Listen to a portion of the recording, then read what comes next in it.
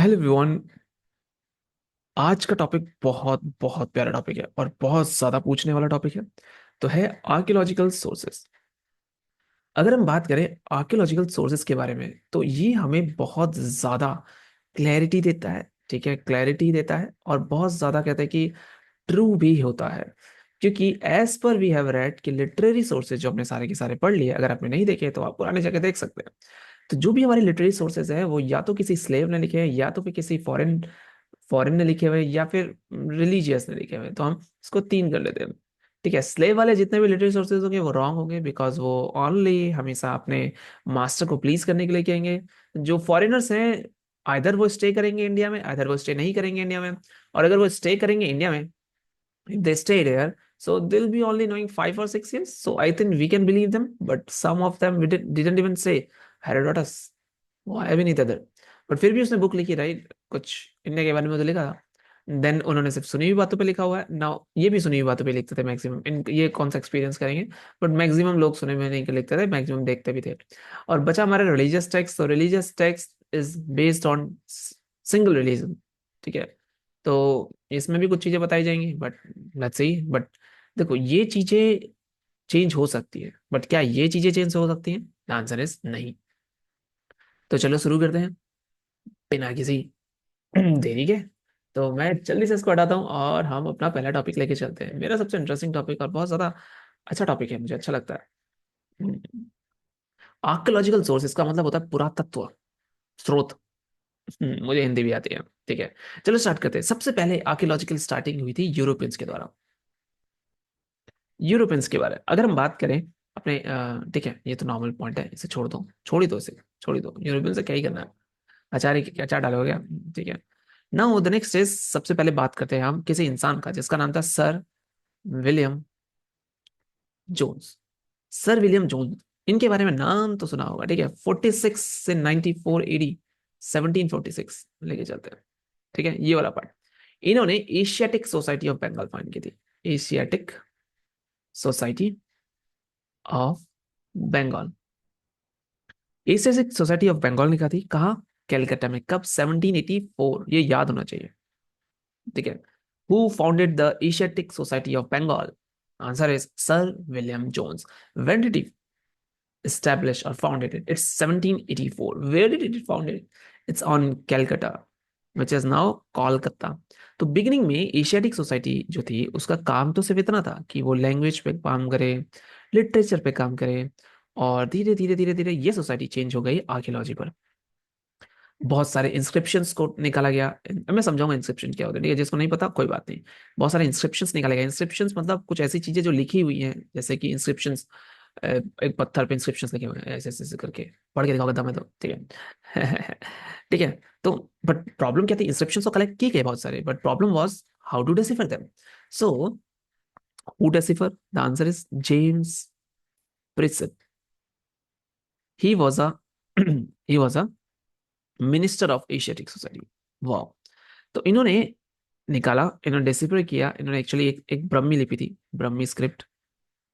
ठीक है, ब्रह्मी स्क्रिप्ट 1837 में, देख लो 1784 में ये फाउंड हुआ। No man. Okay, am I recording it? ठीक है, ब्रह्मी स्क्रिप्ट आ गया 1837 में, यहाँ तक आ गया। ठीक है, ये हुआ। इसके आने के बाद उन्होंने धीरे धीरे अशोक अशोका के आ, उनको डिसिफर किया। अशोका के क्या इंस्क्रिप्शन को क्या किया? डिसिफर किया। जो कहते हैं कि खरोष्टी स्क्रिप्ट को भी किया। तो दो स्क्रिप्ट को इन्होंने आराम से। तो first person who deciphered any inscriptions was James Prinsep in 1837। A deciphered Brahmi script, and the next one is Kharoshti script. Okay, okay, okay. Next बात करते हैं। तो अगर हम बात करें, हम्म, तो ऐसी नाम बताता हूँ, ठीक है? जॉर्ज टर्नौर, इसको प्रियदर्शी कहते हैं, प्रियदर्शी। ठीक है, के नाम से, बस इतना याद रख लो। अगर आया कहीं पे तो देख लेंगे। लेट्स टॉक अबाउट कनिंगम यार। ब्रिटिश कैसे बोल सकते हैं ब्रिटिश? कौन कौन कौन बताओ? Alexander Cunningham. बहुत वाट लगाई है इसने हमारी, नॉट हमारी बट या, बहुत ज्यादा रूल्स बनाए हैं, बहुत दिमाग खराब किया है इसने। ये एक आर्मी इंजीनियर था जो बंगाल में लगे हुए थे। इनका बहुत वेरी इंपॉर्टेंट काम था एक्सप्लेनेशन ऑफ जेम्स प्रिसप के काम को समझाने के लिए। इनको आर्कियोलॉजिकल सर्वेयर बनाया गया, आर्कियोलॉजिकल सर्वे ऑफ इंडिया का। Tell me when was the archaeological survey of India was founded? Come on. और किस वाइसरॉय के टाइम पे हुआ था? तो आंसर इज कैनिंग, 1861। ओके, ठीक है। अब क्या ना, इनका जो एक्सप्लेनेशन था, इनका जो वर्क था, इन सबको मध्य नजर रखते हुए, he was called as father of Indian archaeology. So who is known as the father of Indian archaeology? The answer is Alexander Cunningham. Alexander Cunningham. Dun, dun, dun. Okay, तो Cunningham भी retire तो होना बनता है। उसके बाद नए person आए, that is that was James Burgess, burger. ठीक है, धीरे धीरे चलते रहे, चलते रहे, चलते रहे। इन्होंने अलग अलग अलग डिपार्टमेंट बनाया। जॉन मार्शल से कहा कि लो, तुम्हें मैं डिपार्टमेंट दे देता हूँ एक। ठीक है, अब स्पेशली मैं नहीं बता रहा कौन सा डिपार्टमेंट था, आर्कियोलॉजी का क्यों डिपार्टमेंट होगा, जैसे पता है उससे करना क्या है हमको। जेम्स बर्गिस आए कनिंगम के बाद। आने के बाद उन्होंने जॉन मार्शल को अपॉइंट किया। अपॉइंट करने के बाद मार्शल ने काम किया। अब मार्शल ने क्या क्या किया, चलो देखते हैं। मार्शल ने बहुत काम किए थे। तो एरा, अगर मैं लिख दूं एरा ऑफ जॉन मार्शल, ठीक है, देखते हैं। आओ, क्योंकि इनको 1902 में, 1902 में ही इनको अपॉइंट कर दिया गया।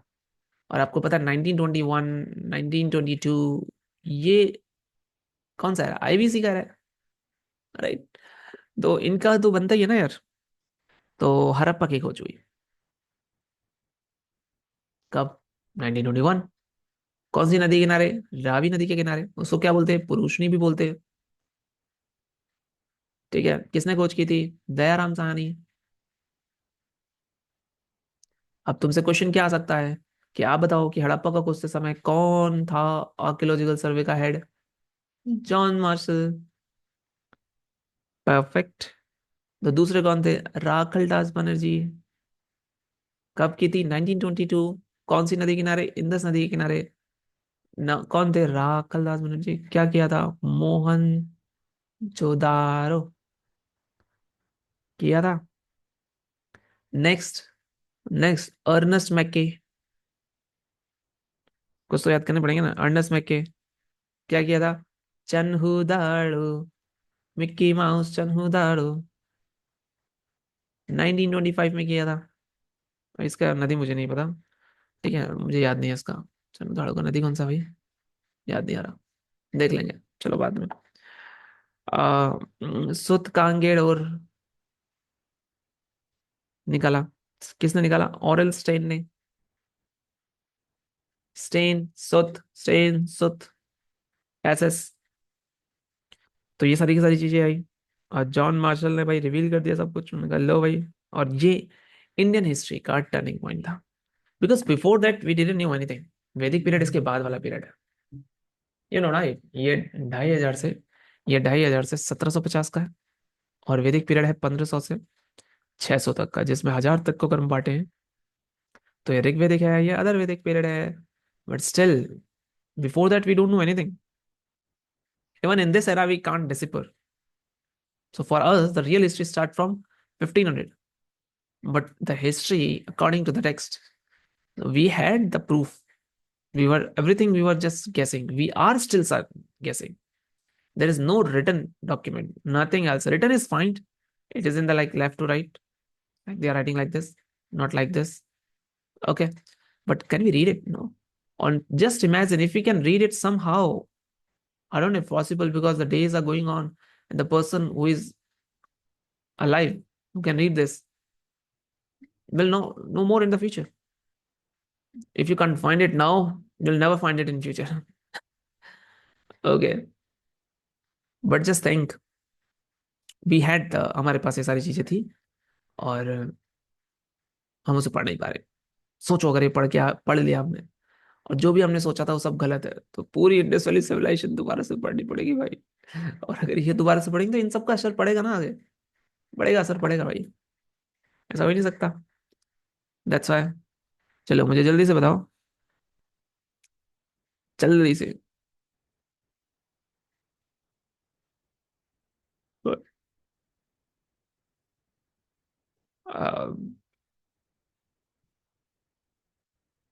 तहकीक हिंद किसने लिखी थी?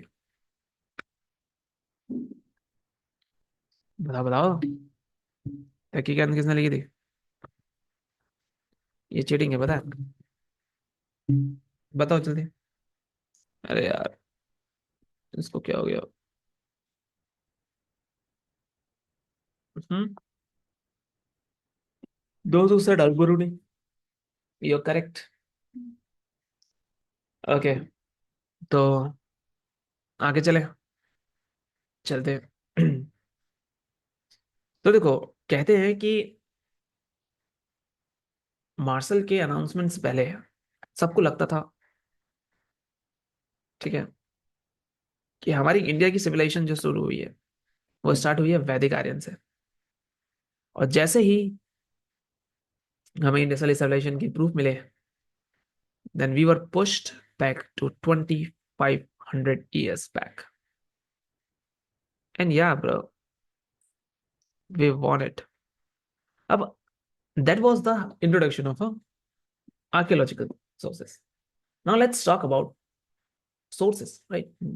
Because we are talking about like, हमने सबके बारे में बात किया कि इस तरीके से क्या हो रहा है, कैसे हो रहा है, बट अभी तो इंट्रोडक्शन चल रहा है। जब हमारा इंडस वैली सिविलाइजेशन आएगा तब हम समझेंगे कि और क्या क्या हुआ था इसमें। We can not go to the detail right now.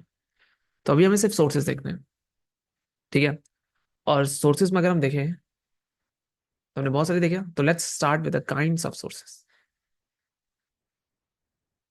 Kinds of sources, sources के काइंड क्या क्या है? अब सोर्सेज के काइंड कई सारे हो सकते हैं, ठीक है? बेसिकली हम इसको तीन हिस्सों में बांटेंगे, 1, 2 एंड 3। पहला हिस्सा होगा इंस्क्रिप्शंस का,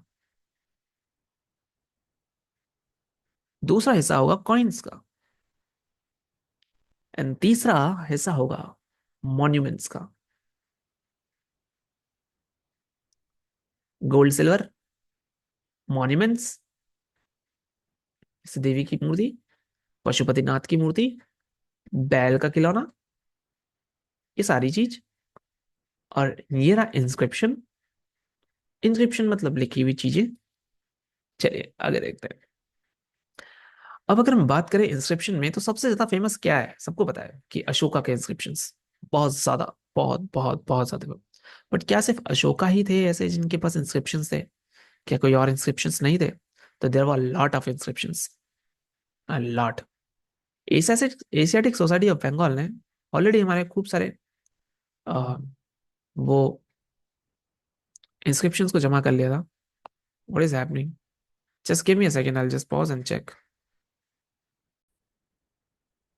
okay, I guess there is some issue, I don't know. ठीक है, अब क्वेश्चन आता है, क्वेश्चन आता है। ठीक है, अब सुनो। अगर मैं इंस्क्रिप्शन पढ़ रहा हूँ, अरे यार, अगर मैं इंस्क्रिप्शन पढ़ रहा हूँ, तो the study of inscription is called, come on, that is called, what the hell man?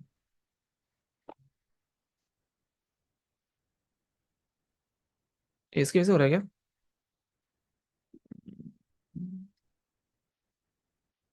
Repeat कर। हाँ, इसी की वजह से हो रहा था। Okay, the study of inscription is called epigraphy.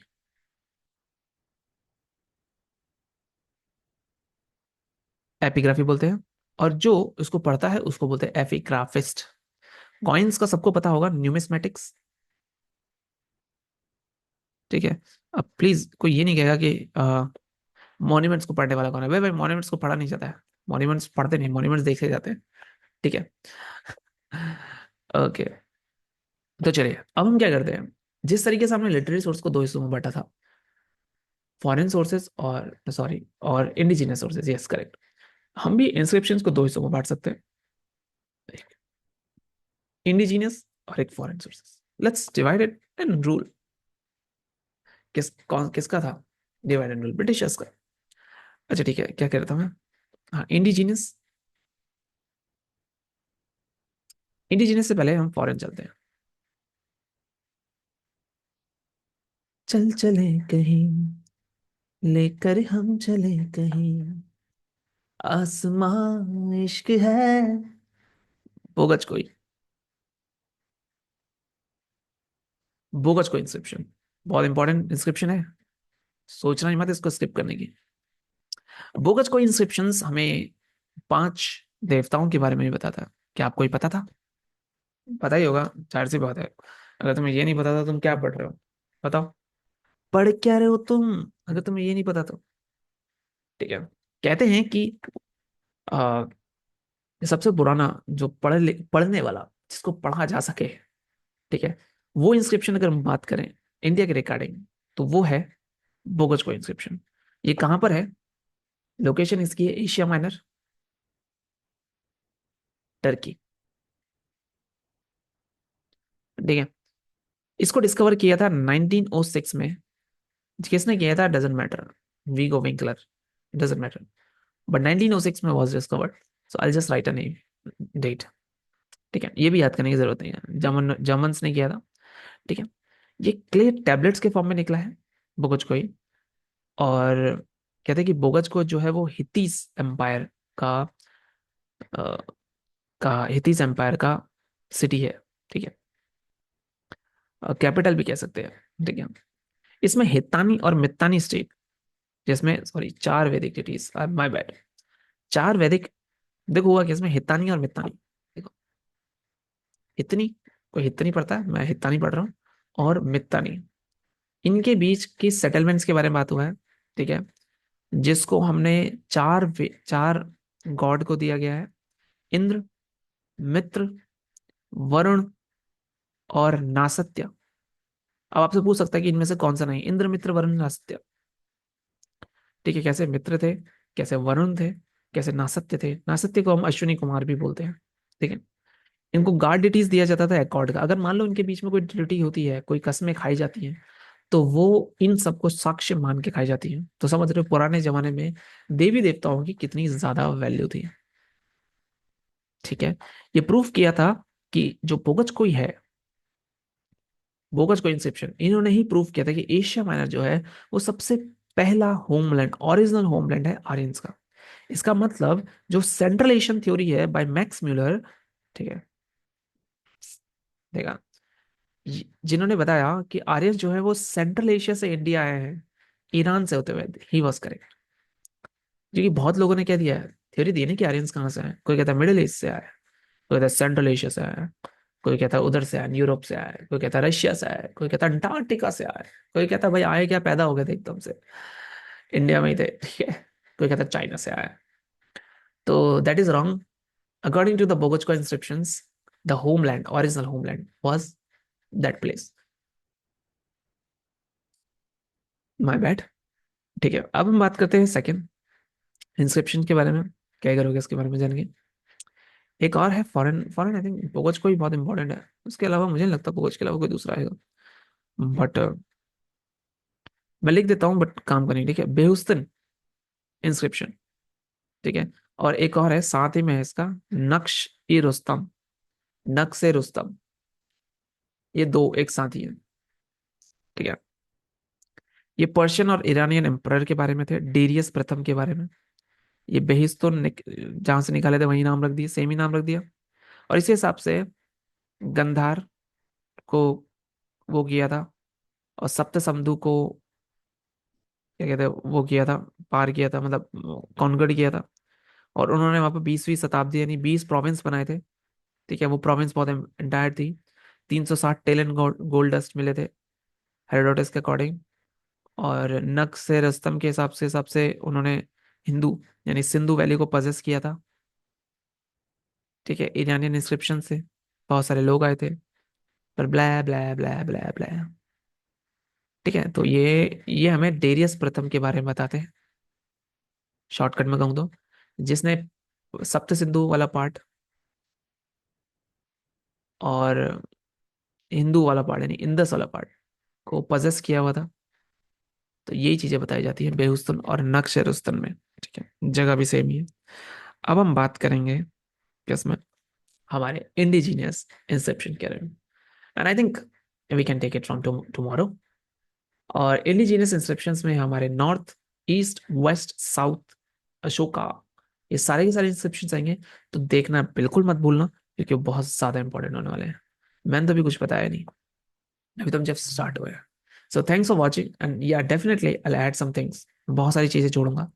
And after every lecture topic I have MCQs questions, सो उसे देखना बिल्कुल मत भूलना।